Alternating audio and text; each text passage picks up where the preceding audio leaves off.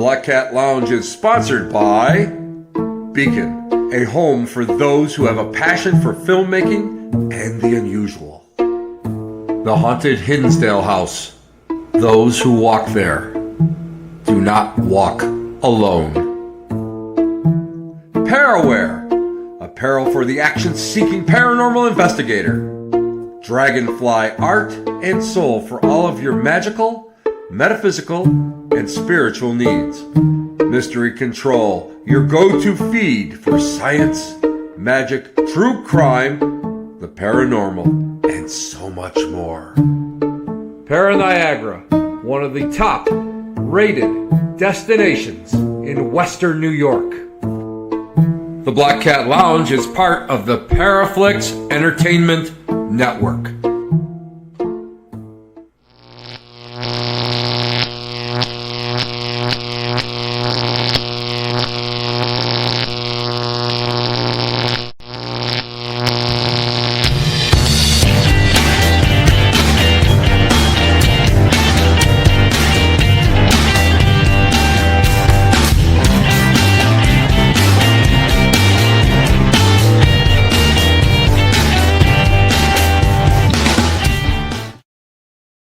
Hello, everybody. Welcome to a special edition of What Else? The Black Cat Lounge, which you are sitting there watching right now. Whether you like it or not, it is here. But you know what's so special about it is that it is this holiday edition. We are only a couple days away from that wonderful all holidays, Christmas, Yule, the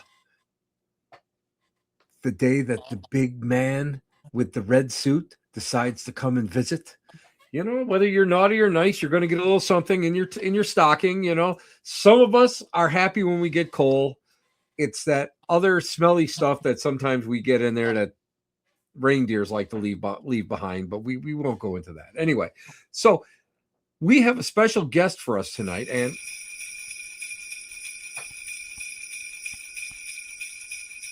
who could that be? Who could that be? I don't know. It's the one and only. Look who it is! It is Mr. It's Mr. Christmas himself, the one and only, the effervescent, iridescent Dustin Pari. Dustin, baby, how are you? I'm doing well. I'm drinking the festive nog. I'm having a hell of a time. How about yourself?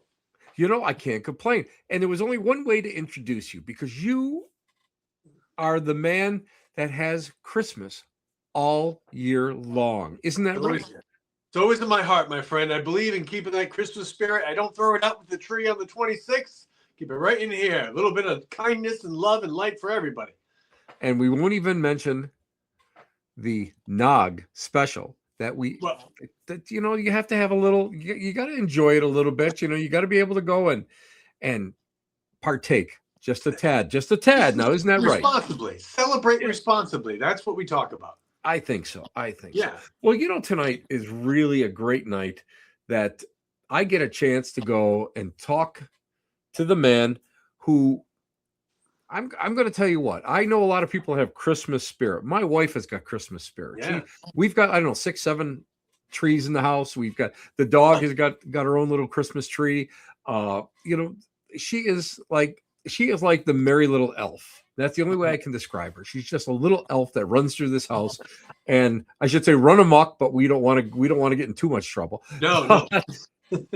you know how those elves are when they get their dander up. You know, you got to watch. Crazy. Yeah, they're all crazy. But we're going to talk a little bit about Christmas, some of the origins, and let's just start with some of the origins. You know, I hang out within a rather eclectic group of friends, to say the least. Yes. Right here is one of them. Yeah, I'm one of them. We're a rowdy bunch of misfits. I love that. That. Good people. But, you know, we can trace we all know about the birth of Christ and all that, but the traditions that wrap around it are sometimes misconstrued, and you know, and people don't realize that traditions and folklore, they seem to just kind of keep track with the times and what's going on around them. So many of the things that we do now, we can trace back to pre-Christian days. Isn't that right? Yeah, a lot of this stuff, and it's great too because there's a lot of wonderfully strange, like ghostly paranormal tie-ins with the holiday too. Which you don't often think when you think of Christmas. Like you're not usually thinking of ghosts and stuff. I mean, we are all familiar with the one line it gets in popular Christmas carols today that there'll be scary ghost stories and tales of the glories of Christmases long, long ago. But other than thinking about, A Christmas Carol from Dickens and the ghosts of Christmas future and present and past and good old Jacob Marley, we're Yes. kind of absent modern days in ghost stories, and for that we have to go back to the Victorian times and even more so we go back to the old pagan roots like the old Yule. I mean, you're a fellow who celebrates, right? Yes. Yes. I mean, we do. We have this Yule log, and we don't really use a Yule log. That's a 7-day. That's a 7-day That's a big event. problem. Yeah, we'll use a candle. That's usually a little bit easier, like a vigil candle or one of the 7-day candles, because of the fact that, we did get rid of our fireplace, and we now have a gas fireplace. So we've come up into the modern age. So a 7 days of a smoldering log in our living room right now would not be conducive to a blessed Christmas, a blessed Yule anymore. Probably not. No, indeed. But yeah, so I mean, if we were going to talk about Yule and the Yule log, and this was going to be, originally, it's funny too, because, in our world, right, in the paranormal realm, there's always people like Halloween and Samhain and the thinning of the veil and the scariest night. But traditionally, it was the winter solstice night because that was the longest, darkest night. So because it was dark for so long, there was more time for spirit activity, because even back then they believe you had to shut the lights off to make the ghosts come out, which is still blowing my mind today. Well, we know, what, those of us that partake in this field, we've really progressed because, let's face it. I mean, it hasn't been that long since we came out of the dark, and where we're actually working in the dark. And I know that, when we start looking at our ancestors, they would go and they would work from sun up to sundown, and sundown, that was pretty much it.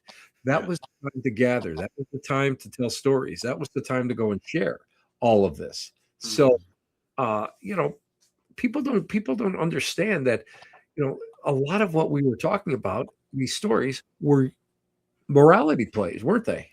Yeah, for sure. Because you didn't come home and put on the TV, right? Like, this was a time before even the printing press was around. Like, these are oral traditions. These are coming home from work. It's dark now at 4:00. We're going to eat, what meager meals we can, and then we're going to sit and share these stories that have handed down from generation to generation and neighbor to friend, and kind of, the spooky little ghost stories with great tales of morality and a little bit of fear of the dark and what might be out there. But it was the form of entertainment. It was a form of education. And once they finally got, like the steam powered printing press, that's where, the actual Victorian era books and all that stuff took off. But prior to that, it was just sitting around swapping stories and having a grand old time, because, it's and like it is now. It's dark most of the day. And if we didn't have, the technology and such, like, what else are you going to do? Well, that's exactly it. And a lot of it we have to think about is like, we have to think about, we honor the ancestors at this time of year. We remember them. And I like that whole idea because of the fact that if we start looking at some of the other holidays, the ancestors, all of our relatives, especially like when you get to my age, young man, when you get to mine and Johnny Zaffis's age, that's the way we'll say it. I mean, there's less and less of our relatives that are still here. Yeah. So it's always good to be able to go and have those altars and have those remembrances and, and light a candle. And it's even like, if we start thinking about it, it's just a great, great memorial. And again, we talk about it being dark so early in our day, but we often talk about this is the time of year where we rest and we don't work as hard, because back in the old days, they worked constantly. They Yeah. were up before the dawn and they were working past sunset. And this is a time where we take that time, a little bit of time, and we do other occupations. And then we're able, again, storytelling. Yeah. Dustin, how important is storytelling when it comes to this phenomenal holiday? Yeah. This is it's right there in the core of it, really. You know, like you talked about, like the darkness and everything, right? So like in the early days, like pre-Victorian era days, like with, you mentioned, like with the Yule log, right? So we go out, we burn the tallest tree we can find while it's still standing out there in the forest, and then chop it down, right? So we make a sacrifice to the gods for the sun to come back, because we're tired of being cold and we're tired of being dark. And you take that huge stump in, you start feeding that thing into the fire every day for a while, and you sit around it every night and you tell those stories, and you get ready for what's coming next, and the real fear of, are we going to make it through the darkness? Are we going to make it through the winter? You know, do we have enough food? Do we have enough wood to stay warm? All these things were very real fears, and a lot of people don't realize too, because, you know, we always think like Christmas has always been there. It's always been a big celebration, but like the Puritan Parliament banned it in the 1600s. Right. They were like, this isn't a big deal. Like Easter was the holiday. You had to celebrate Easter. You know, Christianity was focused on the resurrection more than the birth, you know, but then we moved the birth around. Like we know Jesus was most likely born in the summer. We move it down to the end of December there so we can compete with the pagan holidays, and always sucking the life out of the pagan things, even with Halloween, how that got moved around. But during these times, and the reason the Puritans banned it was because, well, people were making a little bit too merry on those nights and causing a lot of problems. And they were like, you know what? If this is what we're going to do, we'll just shut the whole dang thing down.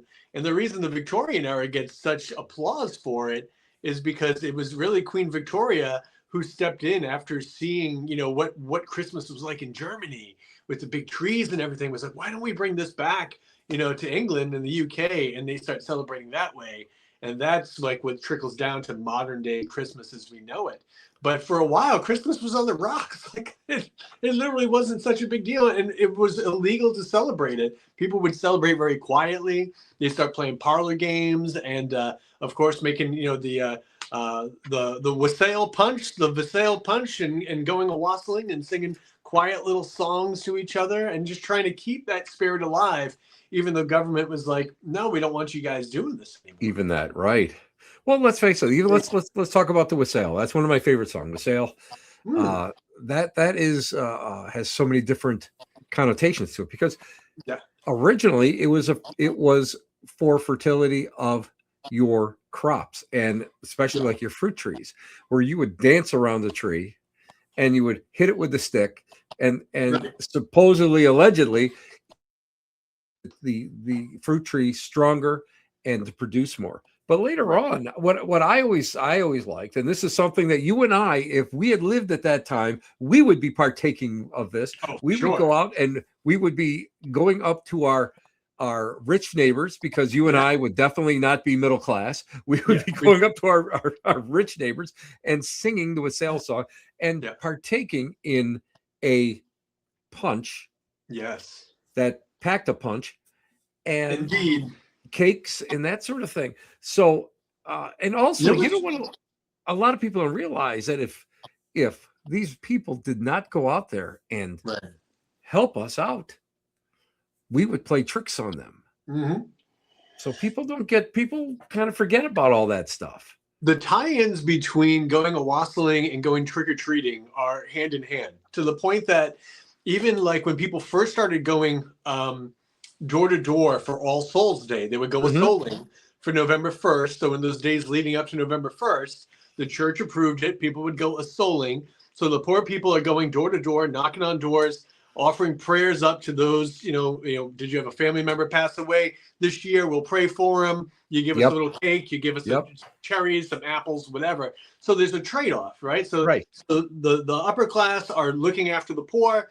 The poor are offering prayers up for the dead. And this is where they actually started singing the songs. And some of the early the early souling songs actually tie right into like the second and third verse of "Here We Come a Wassailing." It talks about God bless the master of the house and his mistress also. Yes. But yeah, if you don't give them the soul cakes around souling time, you don't give them some food. Yeah, they knock on the doors or break some windows or cause a little bit of an uprising. So it's literally the trick part of the not tree. That we would do it. You and I would not do that. Not upstanding gentlemen like us. No. But other people. But yeah, this trickles over to going a wassailing and singing these songs, singing Christmas songs basically.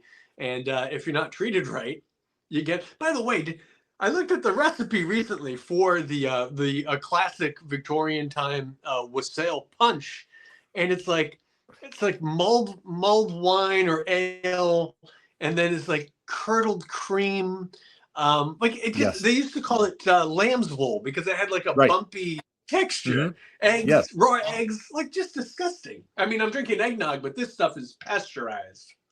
Well, there was no such thing as pasteurization back then, Dustin. So It was like, but it was, you know what? Not to be funny, but to me, it was almost like because the cream was expensive, and not everybody could have eggs, and not everybody could have these delicacies. So it was almost like when we mix it together, this is something honorable. It's almost like, well, if you ever go to Africa, right? And you've been to Africa. Yes, sir. And they have, in some areas there's absolutely no water. So what do? They go and their cattle, they drink the cattle's blood. And that is everybody, all of us would go, oh my God. But that is like one of the highest things that they can share with a visitor out there. So this would be the same thing on the exact same level. Let me give you something that is special that we have that you don't have. And of course it did pack a little bit of a punch, and to tie in, like you said, with the trees and stuff. So then, like in the rural parts, the farmers would take some of the punch and they would go and pour it on the tree roots and bang on the trees. And then if they had firearms, they would try to shoot the dead limbs off the trees, which I always like to think, like, imagine having a couple of drinks and then trying to take aim at these things. It must have been one hell of a scene. Oh, especially with those early guns, or they weren't rifled barrels, so they would go all over the place. It's a wonder that more people weren't injured. They probably were. They probably were. But let's not encourage that. Let's not encourage this violence, this craziness, because we know that some of our rather unhinged people will be out there doing that for Christmas. Yeah, right. Just to keep the tradition alive, We'll be like this, Dustin.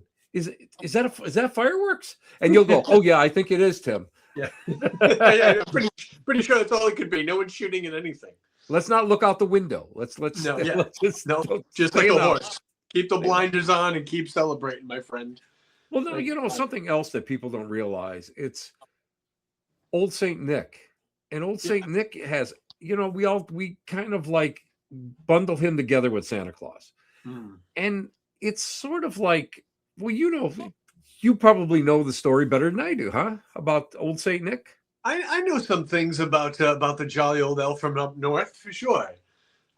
And if we actually go into the sainthood of the real Nicholas, I'm just a Christian fellow who's out there just giving, looking after others, taking care of others.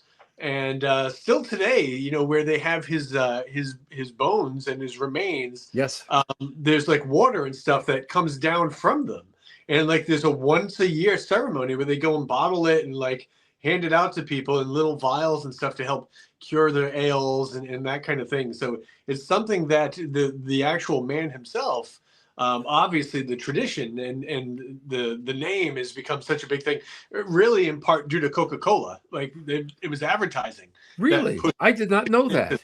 Yeah, advertising's really what pushed Santa into the forefront of the world. I mean, everyone had their own traditions, right? Like in Germany, there's the Santa's a little bit different. He's got like blue robes, a little bit darker. Up in Sweden, he's different. But in terms of keeping Santa in the forefront, it was Coca-Cola that like slapped them on bottles and started making ad campaigns and putting them out in the storefronts and Macy's and all those things back in New York, and really made him, you know, synonymous with the holiday. And That's so amazing. I hate that advertising gets involved with it, but I suppose we can't really have it without them. Oh my God, Tim, look at this serendipity. Hold on. This was not planned. What do we got? Look, I have my pop vinyl Coca-Cola Santa right over there. See? Next to Look Ebenezer at that. Scrooge. Look at Never that. know. It is. It's synchronicity. That's exactly what it is. These You know, things happen. because you have to have it. These are things that have to be in the den of Oh my God, there's so much weird Dustin stuff. Pari. There's so much weird stuff in here. I have a Yeah. skeleton wearing a Santa hat over there. Like, there's all kinds of. I love it though, because it fits my brain. Because I'm a strange cat, you know. So I need all these things. Yeah, well, It yeah. makes me happy. If you saw it was on the other side of the screen, you'd be going, "Oh, yeah. No, I'm pretty normal compared to this guy." Anyway, compared to John Zaffis's house, perhaps. no, well, no. I can't hold a candle to John Zaffis and all of his stuff. He goes all out. I have to say that's one guy that really knows how to decorate. Yeah. I think he starts in September to start decorating. Yeah, he's a big fan, which is good. It's good. It's great. He's festive, you know. I love all the festivities this time of year and stuff. I fall into a couple of feeds on social media where they post a lot of the early Christmas cards, like the Victorian era Christmas cards. Those are scary. They're weird. Yeah. There's lots of dead birds everywhere. And they're like, oh, this was a symbol of good luck back then. I'm like, it's just, imagine sending someone a Christmas card today with like a dead bird on it. I say, Dustin, I think we should bring that tradition back. You want to do it? Yeah, I think we should. Not explain it. Not explain it. Just send it. There's a lot of murderous frogs too. There's always like frogs fighting with swords and things. Yep. Yeah, because Christmas. But then, you know, it's sort of one of those things where if we start examining the Victorian mind, that mindset, it was a time of transition. Yeah. And you have the industrial age coming in, knocking out the traditional ways of doing things. And it's almost like what we're living in now, because we are in that hyper stage of information on the internet. Yeah. Back then, you got to remember, you had telegraph, maybe. You had you had the post office that if you needed to get a letter across town, it would take you about 2.5 weeks. You know, I mean, right. It was a time of change. You had, the Industrial Revolution. You had lights that were, electricity was just starting. So all of this was really just, it was turning the world upside down. I often wonder if those cards were not just a symbol of that time, but a byproduct of that time. Well, yeah, because it was a big deal to have the post. Like, it was just like you talked about with the punch. Like, it was a big deal if you could send a postcard or a letter to somebody. So it was kind of a nod and a sign of affluence that you were able to do these things. So it was definitely that too.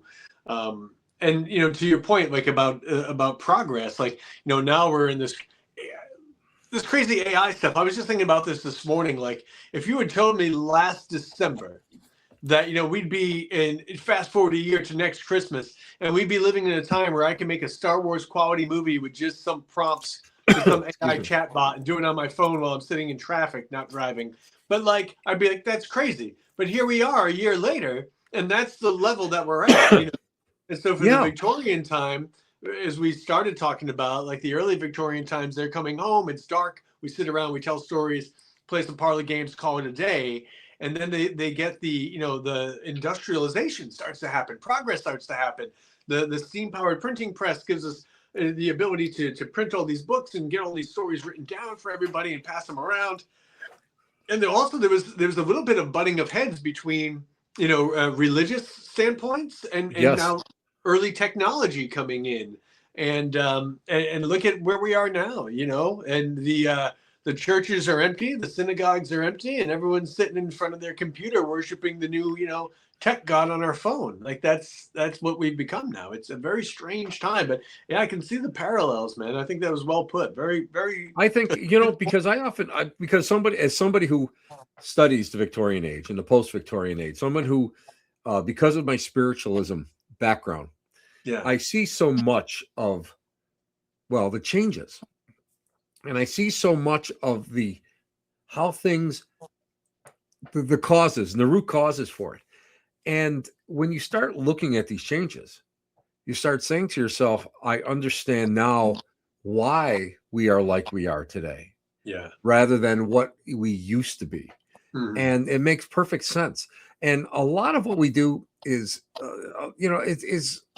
I have to admit that we're lucky, because a lot of us are actually going and holding on to these traditions. Like, let's talk about ornaments on the tree. Listen, what's going on with the pickle? What's going on with this pickle? Because that's all I hear about is, I got to find a pickle or something on a tree. Pickle. The glass pickle. So ornaments become a big deal. We got to decorate the trees. Queen Victoria loved, a nice big festive tree. And the glass pickle comes from Woolworths. The gentleman that opened the Woolworths store in America had a deal with an overseas supplier, glass blower, who were making all these amazing looking ornaments for everybody. And they were selling like hotcakes. And you know what's sitting on the Woolworths store's floor and no one's buying? The glass pickle. No one seems to care. And he's trying to figure out how to do this. And again, advertising comes into play, because suddenly there's a new yarn that's spun about, these Spaniard boys that were traveling down and they were tired and they were broke. And the shopkeeper came out, nice guy, big heart, loved them, let them come in the house. And he took care of them, gave them stuff to eat and drink, and then butchered them and put them in a big pickle barrel outside his door. But luckily, St. Nicholas was walking down the street doing what Santa does, and he knew that the shopkeeper was naughty, and he went in there and depending on the version of the story, he admonished the shopkeeper and then reanimated the boys' bodies. So it gets a lot of Christmas magic. But this was the way to remember this story, which helped sell the damn pickle. And then the game became, because it's green and hard to see when you put it in a tree, whoever gets to find the Christmas pickle first, they either get to open up a present on Christmas Eve, or they get to open up their presents first on Christmas Day, or they get a special present, whatever the family's thing may be. But again, it came down to advertising and inventory really that wasn't moving. And we get this story about, it's Santa Claus in the pickle barrel, basically. All I got to say is, thank God supermarkets really don't have pickle barrels anymore, because I'm not going in there and looking down at a pickle barrel and seeing a set of eyes looking up at me. That's the way. Who knows what you'd see? The eyes might be the least of your worries today. Knows what people would do to that pickle barrel. Dear Lord. It's true. It's true. Well, something else that I've always wondered about was the Victorian tradition of throwing a coin in pudding. Yeah. And I never understood that. What? So they had a lot of parlor games, and most of them were food related. And if you were and even around Halloween time, they would hide a ring in the mashed potatoes, and if you're the person to find it, you're the next one to get married, that kind of thing. So with the coin in the pudding, same thing. You would get a blessing, or you would have good luck in the new year if you were the one to find it. My favorite one, though, involved a little bit of danger. They had a game that they called Snapdragon, and the lady of the house would take a platter and put on a bunch of raisins, and sometimes they would put a button in there, like a golden colored button, and they mix it in with all the raisins and things. And then they would pour alcohol on it, bring it into the darkened room, set the dang thing ablaze, and now the kids have to try to pull out the raisins from the fire and try to get the button. And so you don't singe yourself or burn yourself too badly, and you get the button, then you're going to have a very lucky new year, or you won some type of prize. But these are kids playing with fire. It's just the most craziest thing, man. Well, you know what? Listen, it's not crazy because listen, look what we do. We're out there ghost hunting, so it's like this. I don't know how you ghost hunt. I usually don't involve fire though. One never knows. One never knows. Sometimes you have to be kind of creative depending where you are. And if you're in a Victorian house, what better way is it to go and try to commune? That's absolutely. You want to show them that you understand their early ways. So yeah, you set fire to things. Truthfully, I don't know if I'd want to be playing that. That's the one thing. My reflexes are not that sharp. I'm not that quick anymore. I just We are talking with Dustin Pari, and we're talking about all sorts of things related to Christmas. Yeah. And the wonderful season that it is. Now, you know what? I have to always think about. No, man. I'm just showing you things. I'm at that point of the show. Just showing you things that I have. Listen, I love it because of the fact that I don't have anything around me. I have nothing down in my studio or in my other in the collection room that is Christmas orientated. I had little Christmas lights, just single little bulbs. I miss the big 1980s Christmas bulbs. Remember those? Those big. Well, for you it's 1980s. For me it's 1950s. Those big ones with that you would go and you would be plugging it in, and all of a sudden the house would go dark, like in Christmas Story. Yes. And you'd have to go down and unscrew the breaker and then put a new one in there. Oh, so because you overloaded the circuit with all the Christmas bulbs. That's the best. I miss those big old lights and everything. And the man, it was something, like I enjoy like driving around now. There's some cool like light displays, and they're really crazy, and they're musical, and they're all in sequence. And I'm not really into all the large lawn ornament inflatable things. I mean, they look cool, but I just then they just deflate during the day and they just look sad, like just like they're there until April. That's when it's sad, when all the snow is gone and they're still out there on the lawn. Yeah, nobody wants that. Nobody wants it. That's not good. And then you get dead spots in the lawn in the shape of where Frosty fell. So that's not good. But I miss those big 80s lights and the big mold blown or whatever, the large snowmen and Santas, and everyone used to have the candles on the doorsteps. Those are so collectible now. Blow molds are so collectible, and they're so expensive now. Yeah. And I stopped at an antique store because a lady had some in the front window. Oh, really? But it was just like clickbait. She wouldn't sell them. She's like, "Oh no, those are just for me." I was like, "Why are they in the window?" I get all excited. I can't have it. Well, it's. I remember so clearly when you would go and Christmas would come in, and you would bring in this tree, and it was this magnificent tree, and you would put it in the stand, and it would take like 24 hours to 48 hours for it to fall.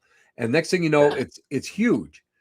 But the only problem is you were stepping on pine needles for weeks.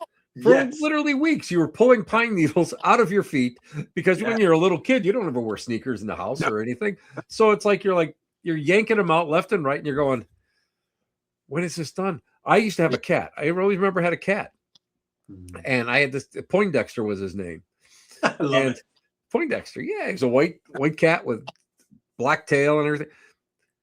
We're like, where's the cat? Can't find the cat. All of a sudden, we're seeing like ornaments shaking. Yeah. And look in there, and there's Poindexter, just smiling as happy as could be, just climbing up and down that tree.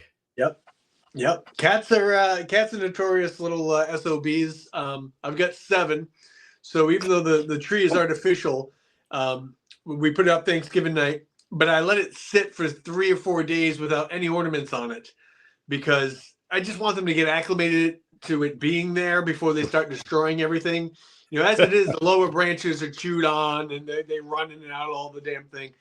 But so the nice ornaments end up top. Then there's the mediocre ones, and there's these can't break. Put them on the bottom because of the cats. But one of my favorite Christmas memories being a kid was going with mom and dad to pick out the tree, you know, at the tree farm months in advance. You tag it, then you go back out later and go and cut it down, or they cut it down for you. You strap it to the car, or throw it in the truck bed, drive it home. We were living in a second floor apartment, and Dad carries the thing up the stairs, and of course the damn thing's too big. It's too tall for the ceiling, you know. And he just starts hacking away at the bottom, and now there's not enough stump to put the screws of the tree stand in. So now we got to cut branches off, and him and Mom are going at it and upset about the thing. And we finally get it in. And like you said, you give it like 24, 48 hours to set, you know, put the sugar in the water or whatever. The whole thing opens. It smells amazing. And then you decorate. And we had this cat named Samantha, big old Siamese cat, Samantha. And she would do the cat things, you know, get under the tree, bat around the ornaments, do all that crap. But then she also ate the icicles off the tree, which were amazing. Those silver slivers of magic, 3 for $1, whatever they were. They were great.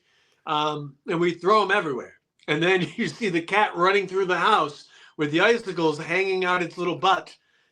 It looked like it was celebrating something, you know, but like a party favor going wrong. And the vet's like, don't pull them, because the vet says don't pull them because you can cut the cat's butt. I'm like, what? So we're just going to wait for it to poop.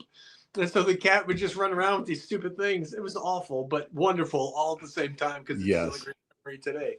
You know, and I swear animals enjoy Christmas more than people. When Nancy and I first got married, our very first dog, Ginger, we would set up this village.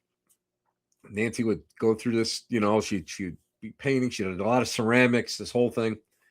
And no matter what we did, in would come Ginger.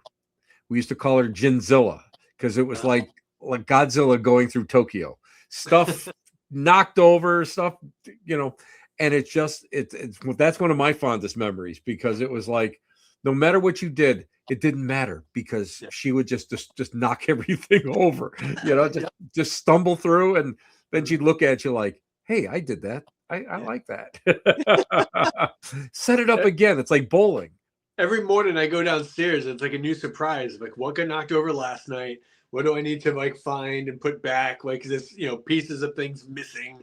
And I'm sure I'll find some later, like after everything's put away, like in January. You know, they just every night though they get into it. And not my cat, not my girl Raisin. She's above all that. I tuck her in her little blankets at night and I leave her on the couch.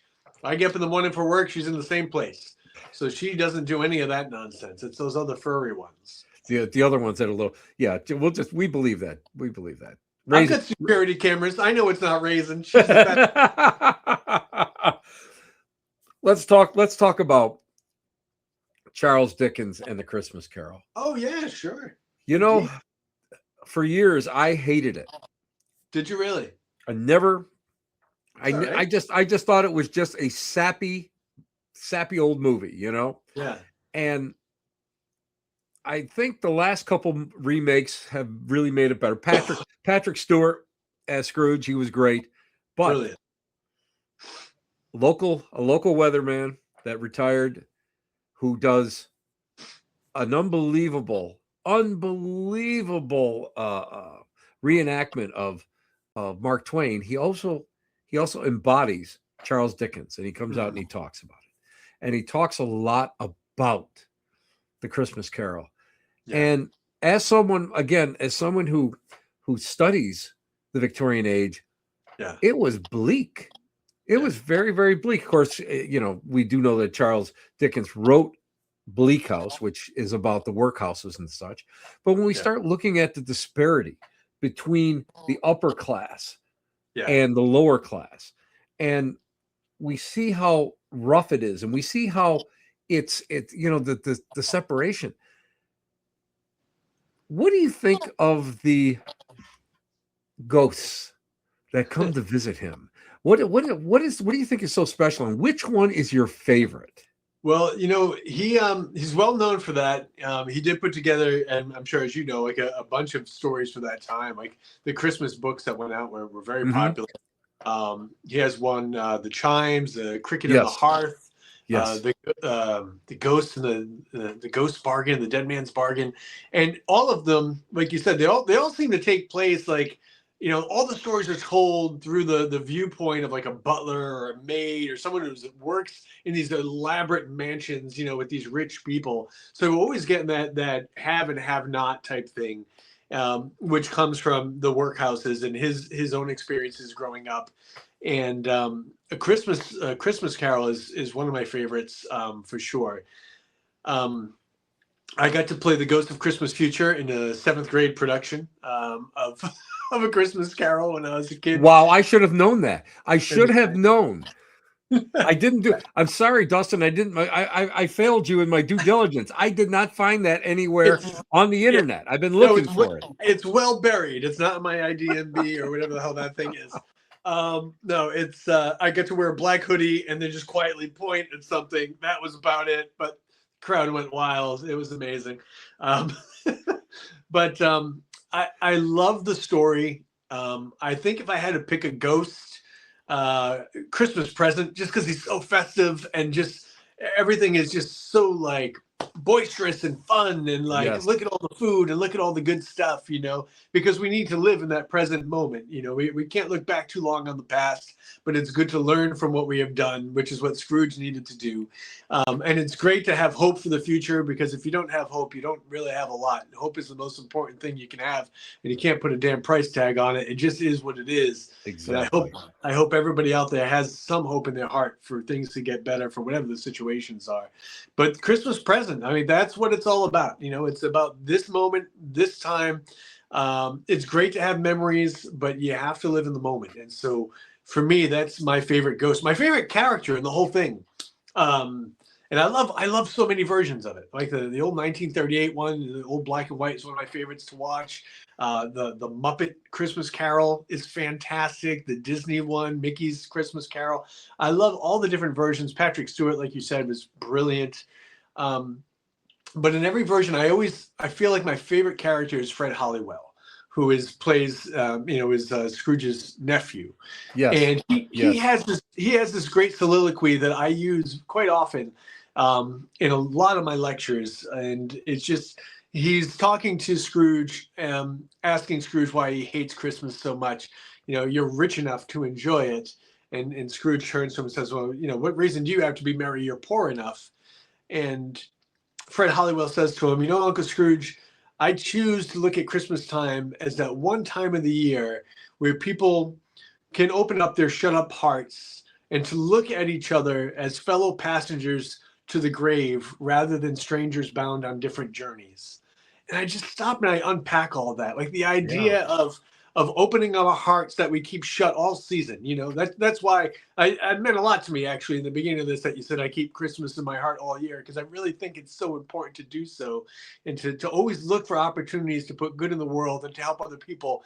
And Fred goes on to say, like, although it never put another coin in my pocket, I do believe that Christmas does me good and will continue to do me good. And the line, though, that he says about, choose to look upon each other as fellow passengers to the grave. We're all here together in this one magical time. Our timelines are all intersecting. Our lives are all woven together. And one of us at a time will all drop. One of us at a time will all end up in the old boneyard. But right now we're here together, and we should look at each other as fellow passengers to the grave rather than strangers bound on other journeys. Other people it's easy to go into Dunkin' Donuts and get my coffee in the morning and think, I got my coffee, screw everybody else here. Like they don't exist after I leave the building, but that's not the way it is. Like we are not strangers. We're all here together.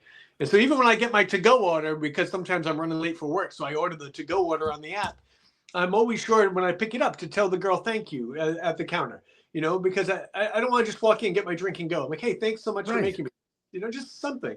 And I think it makes a difference. I know they all know my name. Like, I know it's on the tag, but like when I go in and I always say, hey, thanks. Like, oh, have a good day, Dustin. I'm like, I just think it's a small nicety that doesn't cost us anything, but allows us to stand out and make somebody's day a little bit better by just saying thank you for something that they've done. Something as little as that. I do think those things add up. I'm one of those people that firmly believe that we're put on this earth to do one or two major things and a whole lot of small things. Now, when I say things, I'm talking about something positive. Yeah. Now, I used to think the big things that we would do, that those were the big positive things. Those are going to make the difference. Yeah. And the older I got, and when I know that I've had to go through different things, I mean, like when my dad died, I helped remove his remains from the house. I helped them, do some things of that nature. I used to, and I thought to myself, well, that those are big. That's a big thing. And then I realized, no, it's not. That's the small thing. The little things that I used to consider just like, yeah, whatever, is being nice to people, going and saying thank you, going out there and opening the door for somebody, going and just somebody doesn't have 27 cents and you're up at the register. Here's $1. Don't worry about paying me back. Just don't worry about it. And it's these little things that I feel that more people do it during the holidays than at any other time of the year. Yeah. Now, wouldn't it be great if we could turn around, and I don't want to switch things around because I don't want everybody to get nasty and evil at Christmas, but wouldn't it be great to be able to go and have everybody just have that, take that breath, be able to go and just show that little bit of kindness out there every single day. Right. I'll tell you, Tim, and you know me very well. Like I love people of all faiths, colors, creeds, genders, identities. I don't give a damn how you view the world or how you view yourself or whatever, as long as you're acting positively and kindly and doing things out of love.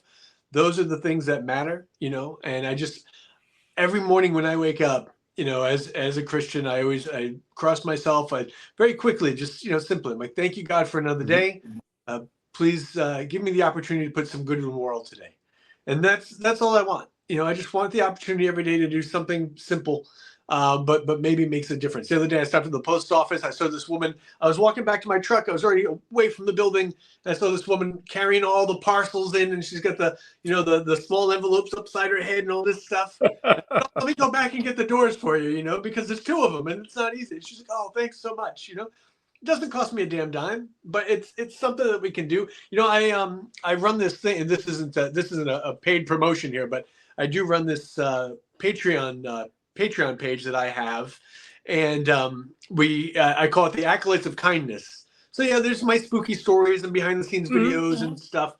But the Acolytes of Kindness project is the most important thing for me that I do currently, and it's just people from all over trying to do good things. And so we do a monthly mission, which is something for us, like working either with vibration therapy, or I'll send different YouTube links for meditation, like all different things to try to get us in a better mindset for ourselves. Right. But then there's weekly quests of kindness, and they're usually free to do, or they won't cost you a lot.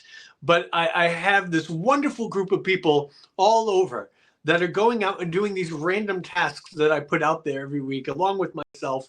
We had Thanksgiving recently. It was a $5 turkey drop, and it was writing Happy Thanksgiving on a stick-it note, putting it in $5, and then putting it in that little plasticky mesh that they wrap the plastic frozen turkeys in, and that's wonderful. It might make a difference to somebody who just is a little short of getting what they need. This week we have a Operation Candy Cane Drop, which is buying a box of candy canes or 2 and putting them on all the driver's door handles on the cars outside of your business or outside of your church or whatever, just to bring a little joy to people. We do little hand warming bundles where you get a bag and decorate it for Christmas and just write for you in big letters and leave it at a bus stop and put like gloves in it, maybe a little package of hot cocoa or something like that. And just random people doing random things all over the place. And I love to, I'll never see it, but I would love to know what it's like for one of those people to be like, what the hell is this for you? And then like they see all these wonderful things with the little note like, hey, this is just for you because we're all in this together, trying to stay warm this winter or whatever it is. And, exactly. So I'm thankful I have that platform to try to help people do that kind of stuff and inspire people. Guys like you, and you inspired me a lot. And I'm not ashamed to say that because it's like we're opposite bookends here sometimes. But first of all, if we're brothers, he got the hair, I didn't. But you've got that great goatee going. I've been growing this for like 2 months. I'm growing this in for the winter now. Nice. I'm doing my Santa imitation. But it's so great because of the fact that this year, friends of ours on Bewitched Buffalo, they go out and they do it. They're like the witches that dance. Oh yeah. And they raise so much money for Haven House, which is a charity for abused women. And it was just so wonderful they did that. And one of the girls whose boyfriend, one of the girls that organizes it, he does all like this, a lot of like fear stuff and creep stuff. And he goes and he bakes. They're baking cookies for cans. 10 cans, you get 10 cookies. Nice.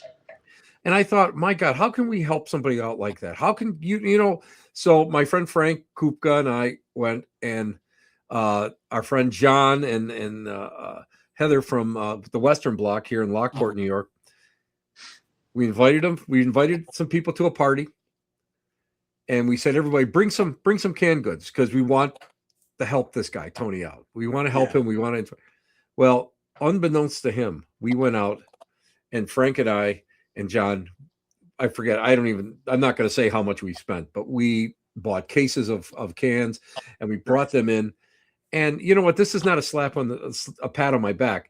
You know what? I wanted to do that because I knew he was helping. And there's so many people out there right now, especially politically, with not people weren't able to get their money and all that, and people were really starting to get tight. I thought to myself, this is the least that I can do for everything, the blessings that I got from doing paranormal, doing something that I enjoy. Right. And being able to kind of bring this back. And we all sat there and we said, you know what, this is the best way. So we actually contributed to 4 charities across the board.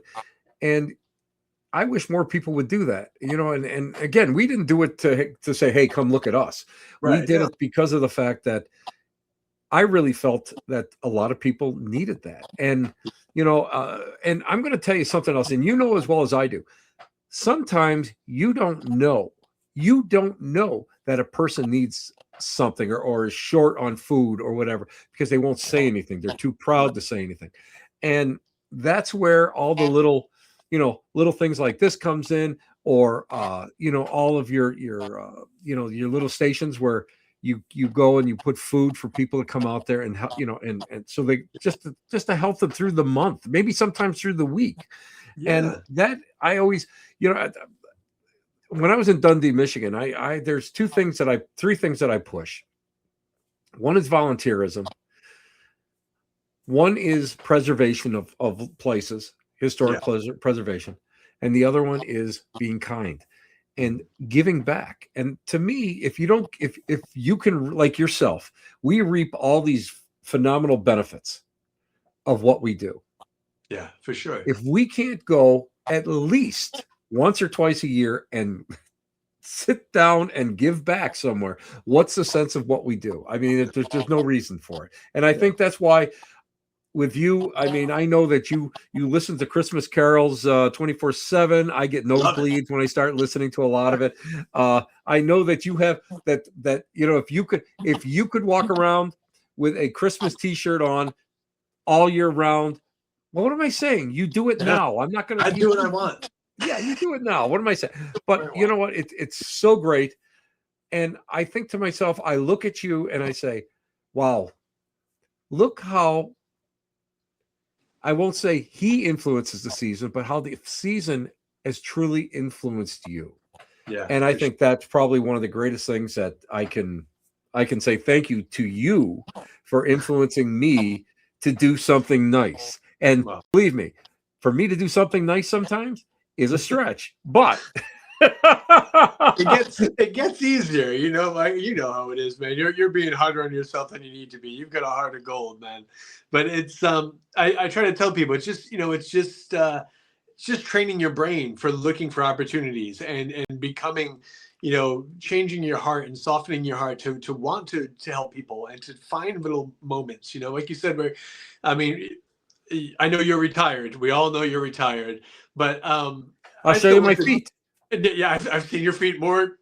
I've seen your feet more than anybody else's, I think, than my own. That's to the point where I'm on Facebook. I'm like, oh, that's Tim. I don't even need to read who it is. I saw the feet, so I know.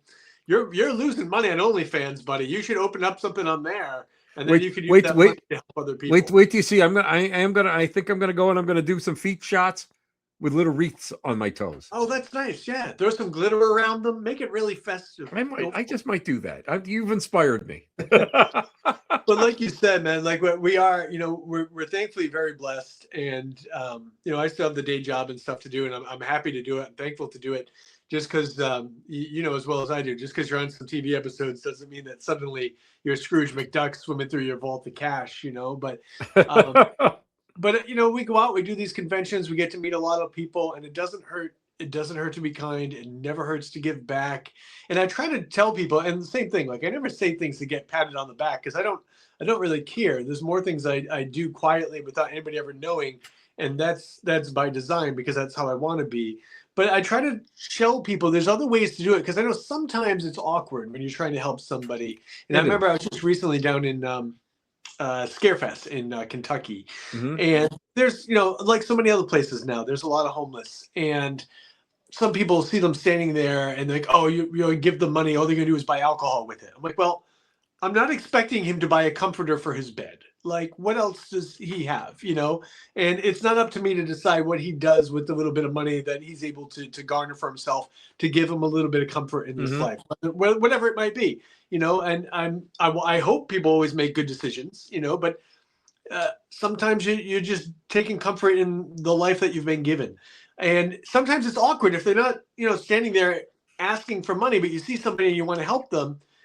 It almost feels kind of condescending to walk over and go, oh, here's $20, So I saw a gentleman who was walking and I walked up behind him and I said, oh, hey, man. And I bent down and pretended I picked something up. Like, I think you dropped this. And I gave him some money and he knows he didn't drop it. And I know he didn't drop it, but it was just a nice way to convey it, Exactly. Like, oh, I think you dropped this, man. And you didn't embarrass. It's not embarrassing. It's just makes it easier, Yeah, I agree 100%. I agree. We're already at the end of our show, Dustin. Oh. See, the problem is when you and I get together and we start talking, it just goes quick. You missed the plane once. We don't want to talk about that. We don't want to talk about that, Dustin. I love you so much, brother, but that was I don't want to talk about that. These things. All I'm going to say, Dustin, is you guys struggled to keep up with me on that night when I was running. You are remarkably fast, sneaky fast. I was not expecting it. Listen, sometimes you have to run and sometimes you just got to put the jet fuel in. But anyway, Dustin, how can people really, really get to know you better? How can they find out what's going on in that crazy world of Dustin Pari? And most importantly, how can they go and they become a super elf like you to be able to go out there and just glow? Because that's what you do, buddy. You glow. I try, man. I don't know. You don't have to try. You do. Just look in your hearts and look for opportunities. That's the best thing that you can do. And if you're looking for me, if I can be of any assistance or any help, everything for me is just easy to find. Everything's either /Dustin Pari on whatever social media thing, or it's DustinPari.com, or check out my Patreon, which is also patreon.com/Dustin Pari. You could join the Acolytes of Kindness Project with me. It's only $5 a month, and it just allows me to run the whole thing and keep people moving. But whatever you want to do, just look for opportunities to do good every day and just be thankful for what we have and keep Christmas in your heart all year round. And last thing, Christmas wishes. What is your Christmas wish for 2025? Outside of me growing more hair, but that'll never happen. There's still a miracle in there somewhere, Man, I feel like Miss America here, but I really just would love to see peace and understanding amongst people.